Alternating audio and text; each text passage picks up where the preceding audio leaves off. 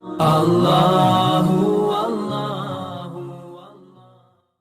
ভালোবাসা ছিল, স্বামী স্ত্রীর পারস্পরিক সম্পর্ক তো আমরা বিশ্বনবীর জীবনী থেকে শিখবো, সাহাবাদের জীবনী থেকে শিখবো, ঠিক কি না? এজন্য এত ভালোবাসতো বিশ্বনবী আয়েশাকে, এক বালতি থেকে পানি নিয়ে দুইজনে গোসল করতো। এক বালতির মধ্যে পানি নিয়ে এক মগ দিয়ে বিশ্বনবী মাথায় পানি ঢালে, আরেক মগ দিয়ে মা আয়েশা ঢালে।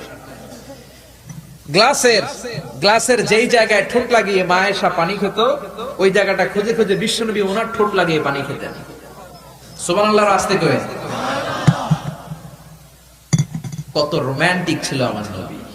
মা আয়েশা ওটের হাড্ডি পছন্দ করত, ওটের হাড্ডি চুষে চুষে যে হাড্ডিটা মা আয়েশা রেখে দিত, ওই চোষা হাড্ডিটা নিয়ে বিশ্বনবী আবার চুষতে শুরু করে দিতে। রাতের বেলা দুষ্টামি করতেন মা আয়েশার সাথে। মা আয়েশাকে ছোট্ট বয়সে বিয়ে করেছেন, 9 বছর বয়স। মা আয়েশা তখনও পুতুল খেলা ছাড়তে পারে নাই। বিশ্বনবী নিজে পুতুল কিনে দিতেন, বলতেন আয়েশা খেলো। আয়েশার বান্ধবীরা যখন ঘরে আসতো, বুখারীর বর্ণনা, বিশ্বনবী আয়েশার বান্ধবীদের জন্য ঘরটা ছেড়ে দিতেন, চলে যেতেন বাইরে। আয়েশা তার বান্ধবীদেরকে নিয়ে খেলাধুলা শেষ করলে আবার বিশ্বনবী ঢুকতো। চিল্লায় এখন সুবহানাল্লাহ। মা আয়েশা তীর খেলা দেখতে পছন্দ করতো। বিশ্বনবী, বুখারীর বর্ণনা, মা আয়েশাকে কাঁধে তুলে এক পর্দার এক পাশ দিয়ে ফাঁক করে বলো, আয়েশা যতক্ষণ মনে চায় তীরের খেলা দেখো।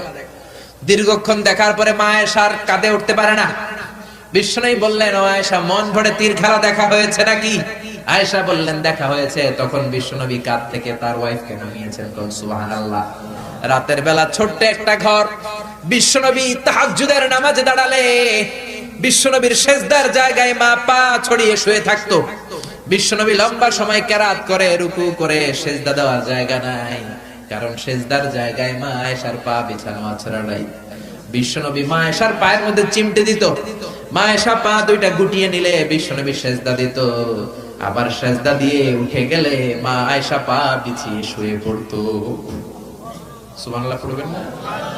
কি সুন্দর ছিল ওনাদের সংসার, কি ভালোবাসা ছিল। স্বামী স্ত্রীর পারস্পরিক সম্পর্ক তো আমরা বিশ্বনবীর জীবনী থেকে শিখবো, সাহাবাদের জীবনী থেকে শিখবো, ঠিক কি না?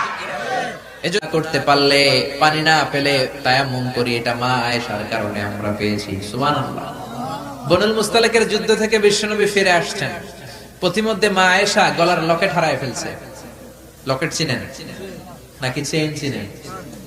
হার চিনেন? হার, আচ্ছা, হার, স্বর্ণের হার হারায় ফেলছে। বিশ্বনবী বলেন, কাফেলা থামাও, আমার স্ত্রী হার হারিয়েছে, হার খোঁজো। সবাই হার খুঁজতে খুঁজতে ওদিকে মাগরিবের সময় চলে যায়। এখন কি করবে? যেই জায়গায় হার হারাইছে ওই জায়গায় পানিও নাই, পানি অনেক দূর।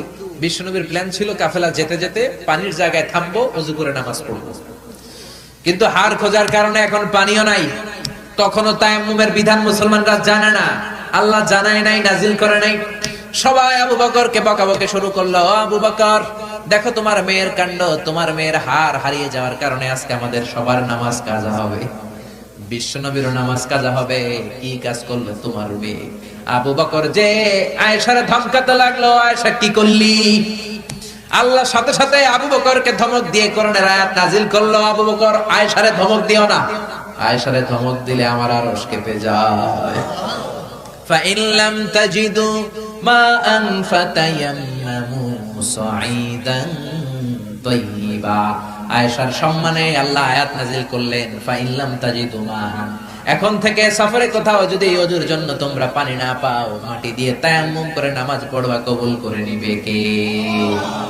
এজন্য মা আয়েশা বলতেন, এমন গুণগুলো আল্লাহ আমাকে দিয়েছে, বিশ্বনবীর কোন বিবিকে আল্লাহ এই গুণগুলো দেয় নাই।